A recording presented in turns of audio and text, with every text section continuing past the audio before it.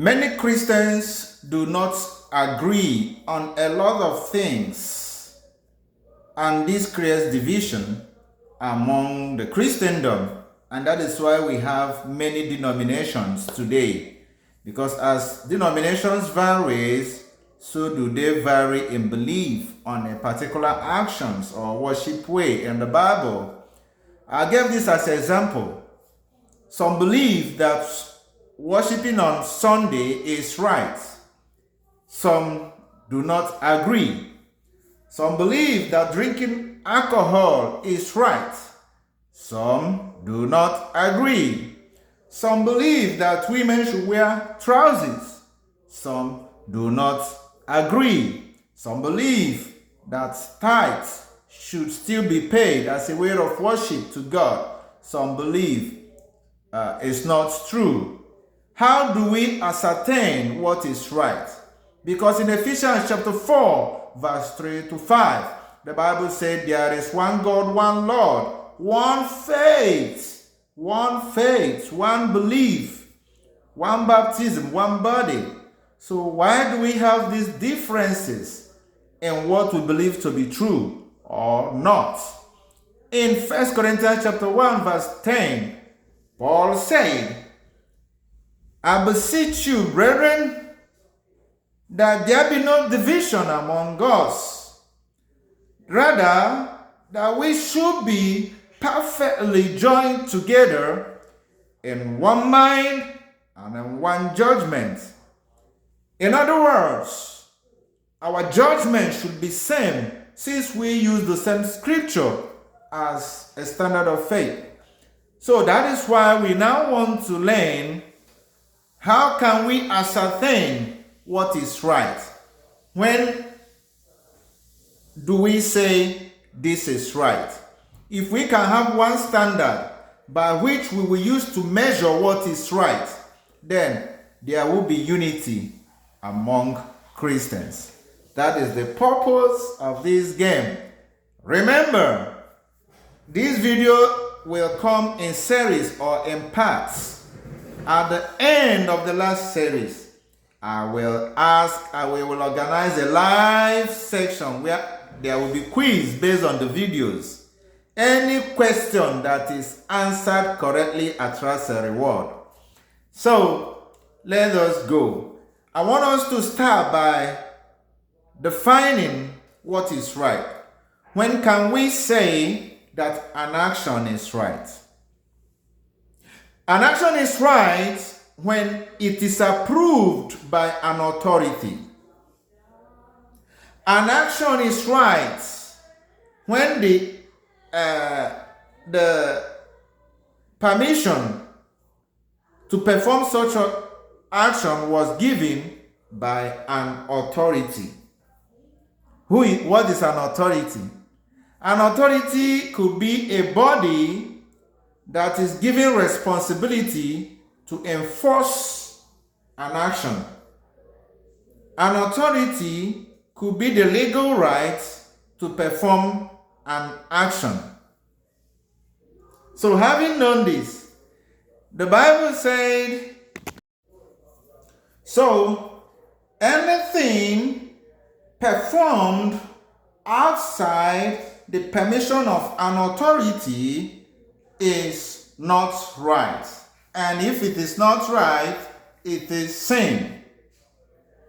Now, the Jews understood that there must be an authority that must permit an action. And permission of actions by authority, actions that are permitted by authority, is written down in a form we call the Constitution or as a law. Now, let us read Matthew chapter 21, verse 23. In this passage, we saw the Jews, the leaders of the Jews came to Jesus and asked him, in whose authority are you doing these things?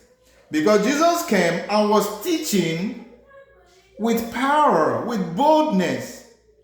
He came into Jerusalem and sent people away who were doing merchandise or doing business in the temple of in Jerusalem temple instead of praying. So they now ask him, in whose authority are you doing this? They want to understand the legitimacy, if what Jesus was doing was permitted by, or the legality of what Jesus was doing. Jesus now answered them. I will use question and answer your question. John's baptism, in whose authority was John baptizing? Is it from heaven or is it from men? That question, you see that question? That question is very, very important if we want to understand what is right. That question made us to now, will take us to the next section in this discussion. The right authority.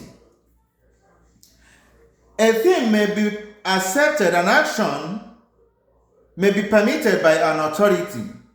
And then the question comes, is it from the right authority?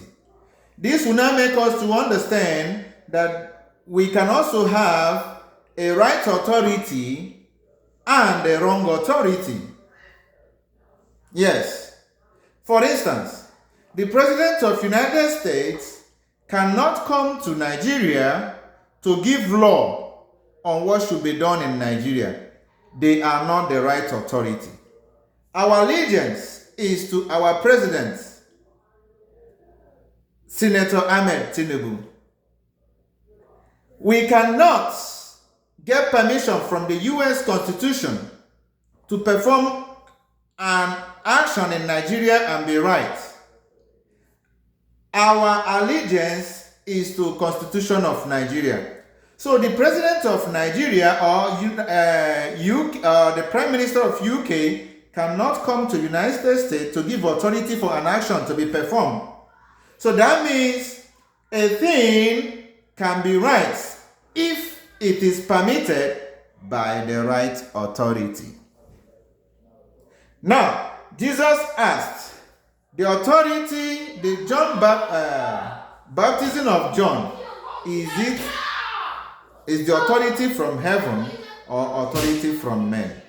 This will now make us to understand that there are two sources of our authority. Chisom, keep quiet, I'm making video. You don't keep them hitting the bell. Stop. Now, we have two sources of authority. Mark this. One, authority, divine authority, and the human authority. Divine authority and the human authority. That was why Jesus asked them, baptism of John the Baptist, is it divine authority or is it human authority? The Jews accepted John's baptism. So, authority is human if it was given by man, and totally different from the authority from God. Authority is from heaven or divine if it is given by God. So by this, I will say that the right source of authority is the authority from God, divine authority. That is why in Isaiah chapter 45 verse 19, God said that I and only me speaks what is right. I speak righteousness. And that is why we human, most of the time we ask, are you judging me? Are you God? So only God has the power to say what is right, according to Isaiah chapter 45 verse 19. Therefore, anything we are doing that is not permitted by God is not right. Have this in mind. I will stop this here. Watch out for part 2 in continuation of this. We have defined authority as an action that is, we have defined what is right as an action to perform according to permission by the law. And we have also said that there are two sources of authority. Authority from heaven and authority from men, or you say divine authority and human authority. For today, we concluded by saying a thing can only be right if it is permitted by divine authority, which is God. We stop here. Watch out for part 2. But please mark the quotations I gave in this discussion. It will come out in the quiz. Thank you. Thank you for listening. Part 2 will come out soon. You have a wonderful day.